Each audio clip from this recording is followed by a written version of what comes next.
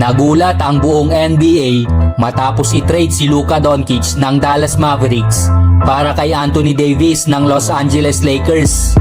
Isa kaya ito sa pinakamalalang trade sa kasaysayan? Ang desisyon ng Dallas Mavericks na i-trade si Luka Doncic kapalit ni Anthony Davis ay lumikha ng malakas na ingay sa liga. Isang bihirang pangyayari para sa isang kupunan na kusang loob na isuko ang isang 25 years old na superstar na 5 beses nang napabilang sa first All-NBA team. Hindi na raw naniniwala ang Mavericks na kaya nilang magkampiyon habang si Doncic ang kanilang pangunahing bituin. Ayon kay Mavericks General Manager Nico Harrison, naniniwala raw siya na ang depensa ang susi sa kampyonato.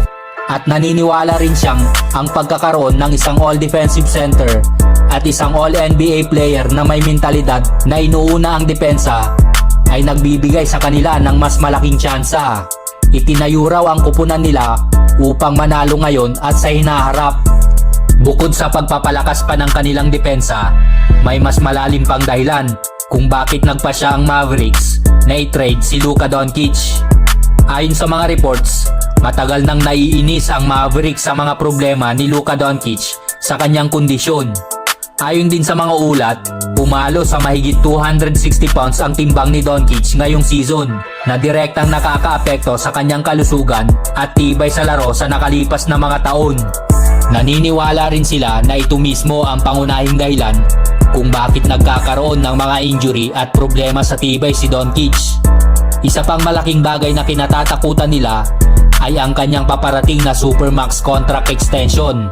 Ang pagpirma ng $350 million na kontrata para sa isang manlalarong may ganitong mga issue o posibleng pag-decline sa offer na magre-resulta sa pagiging free agent sa 2026. Hindi lang natatakot ang Dallas na bigyan si Doncic ng malaking kontrata. Natatakot din silang baka hindi niya to pirmahan, kaya inunahan nila ang posibleng drama na katulad ng ibang superstars. Kung ako si Luka, ito ang pinakamalaking insulto at pinaka hindi kapanipaniwala. Walang tsansa na hindi niya pipirmahan ang $350 million contract. At kung hindi niya pipirmahan ito, pwede namang pag-isipan ng Mavericks ang iba pang mga options. Pero ang totoo, parang sinasabi nila na hindi nila nakikitang sulit sa perang ito si Luka Doncic.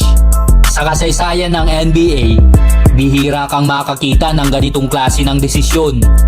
Hindi lang nila pinamigay ang kanilang superstar, ibinigay nila ang isang manlalarong isa sa pinakamahusay na offensive player sa kasaysayan ng liga. Wala nang mas titindi pang galit kesa sa isang Luka Doncic na magbabalik sa Dallas. Ang Mavericks ay nadismaya at naniniwala silang hindi sustainable ang paraan ng paglalaro ni Luka upang manalo ng kampyonato. Hindi nila nakikita na siya ang tamang mukha ng prangkisa para sa pangmatagalang tagumpay. Sa kabilang banda, tuwang-tuwa ang Lakers sa trade na ito. Nakahanap sila ng bagong mukha ng kanilang prangkisa na papalit kay LeBron James sa hinaharap. Alam nilang bihira ang ganitong pagkakataon, kaya hindi sila nagdalawang isip na kumilos agad. Para sa Mavericks, ito ay isang matapang ngunit mapanganib na desisyon. Pinaniniwalaan nilang mas magiging maaasahan si Anthony Davis kesa kay Luka Doncic kahit na may sarili ring issue sa kalusugan si AD.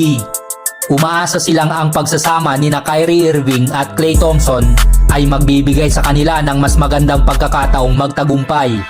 Kapag naabot ni Doncic ang kanyang full potential sa Los Angeles Lakers, haharapin ng Dallas ang katotohanang pinakawalan nila ang isang all-time great. Malapit na ang sagot ni Luka Doncic.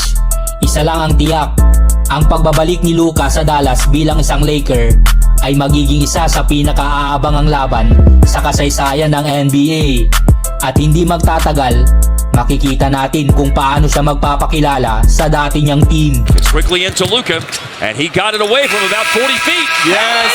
He made it! Yes. He made it!